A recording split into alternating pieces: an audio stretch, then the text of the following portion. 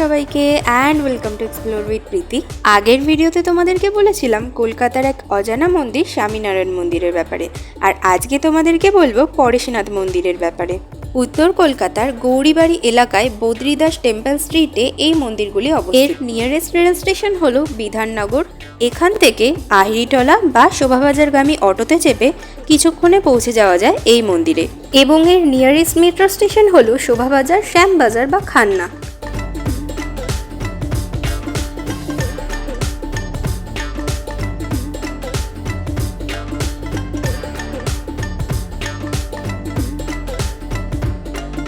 মন্দিরের বাইরের দিকে দুপাশে দেওয়াল জুড়ে খুব সুন্দরভাবে ফুটিয়ে তোলা হয়েছে জৈন ধর্মের কিছু বাণী ও কার্যকলাপ, এবং এই নিখুঁত নিদর্শনগুলো দেখতে দেখতে আমরা এখন এগিয়ে চলেছি মন্দিরের দিকে।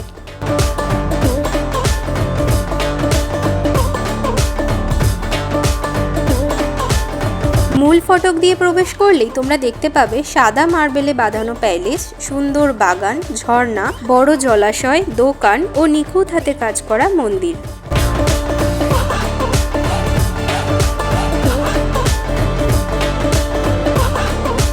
এই জলাশয়ে রয়েছে ছোট বড় মাছ ও কচ্ছপ। মনে করা হয় এরা ভগবানের প্রতীক, তাই এদেরকে খাওয়ানো অনেক পুণ্যের কাজ বলে মনে করা হয়। তুমি চাইলে কিছু পয়সার বিনিময়ে এদেরকে খাবার খাওয়াতেও পারো। এরপরেই দেখলাম এই সুন্দর ফোয়ারা আর আমার পছন্দের ফুল। গরমকালে এই মন্দির খোলা থাকে সকাল 6টা থেকে 12টা এবং দুপুর 3টে থেকে রাত্রির 8টা, আর শীতকালে সকাল 8টা থেকে 12টা এবং বিকেল 4টে থেকে 7টা। খুব সুন্দর বাগানের পাশাপাশি এখানে রয়েছে একটা দোকান, যেখানে হাতে তৈরি জিনিস পাওয়া যায়। তোমরা চাইলে হোম ডেকোরেটিভ জিনিস এখান থেকে কিনতে পারো। এই মন্দিরটা এতটা সুন্দর যে জৈন ধর্মের মানুষদের কাছে এটা তাদের প্রধান তীর্থস্থান হলেও বর্তমানে কিন্তু ধর্ম বর্ণ নির্বিশেষে প্রত্যেকেই এখানে আসে। এরপরেই দেখলাম এই সুন্দর ঘরটা, যেখানে একটা হাতি ও দুটো বাহক রয়েছে। মন্দিরের দুপাশে এরকম দুটো ঘর রয়েছে এবং মন্দির সহ এই দুটো ঘরে খুব সুন্দরভাবে নিখুঁত হাতে ফুটিয়ে তোলা হয়েছে মিরর ওয়ার্ক। খুব নিখুঁত হাতে ছোট বড় কাজ দিয়ে এই ডিজাইনটা ফুটিয়ে তোলা হয়েছে।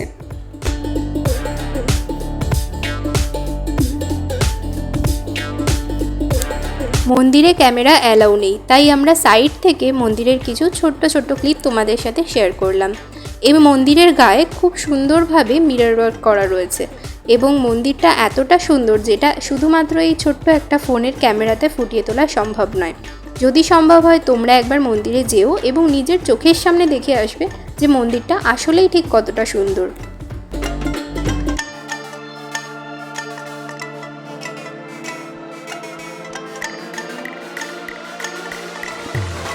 এখানে আছে মোট 4টি মন্দির: শীতলনাথজি মন্দির, চন্দ্রপ্রভুজি মন্দির, মহাবীর স্বামী মন্দির, দাদাবাড়ি ও কুশলজি মন্দির, এবং এই প্রত্যেকটা মন্দিরের ডিটেলস কিন্তু আমি আগের ভিডিওতে দিয়েছি। সেই ভিডিওর লিঙ্ক তোমরা ডেসক্রিপশন বক্সে পেয়ে যাবে। আর আপাতত আমি যে মন্দিরটা দেখাচ্ছি এটার নাম হলো শীতলনাথজি মন্দির বা পরেশনাথ মন্দির।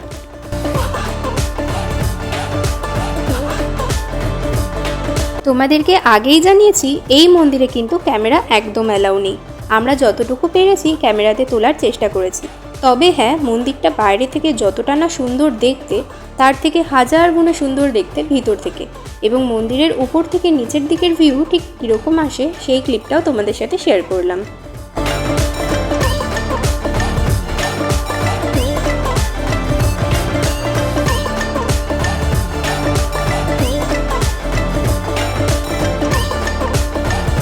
এটা হলো মন্দির, এবং ঠিক মন্দিরের অপোজিটে যার মূর্তি তোমরা দেখতে পাচ্ছ হাত জোড় করে বসে আছে, ইনি হলেন শেঠ বদ্রীদাস। 1467 সালে ইনি এই মন্দির প্রতিষ্ঠা করেছিলেন। শুধুমাত্র মানুষ নয়, পশু পাখিদের কাছেও এই মন্দিরটা ভীষণ তৃপ্তির জায়গা। আমি নাম বলবো না, তবে কলকাতার এমন বহু মন্দির রয়েছে যেখানে পশু পাখিদেরকে অ্যালাউ করা হয় না। আমি মনে করি ভগবান শুধু মানুষের না, ওদেরও। তাই যেখানে ওদেরকে অ্যালাউ করা হয় না সেটা কখনোই ধর্মস্থান হতে পারে না, নেহাতি একটা ব্যবসার জায়গা।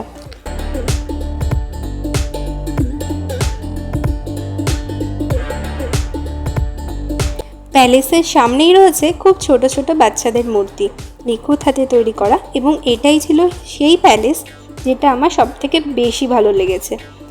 জানি হয়তো পারমিশন পাওয়া যাবে না, কিন্তু অ্যাজ এ মেকআপ আর্টিস্ট যদি কোনো সাবেকি লোক করে এখানে ছবি তোলার পারমিশন পাওয়া যায় তো অসাধারণ ছবি উঠবে। আমার তো ভীষণ ভালো লেগেছে এই প্যালেসটা।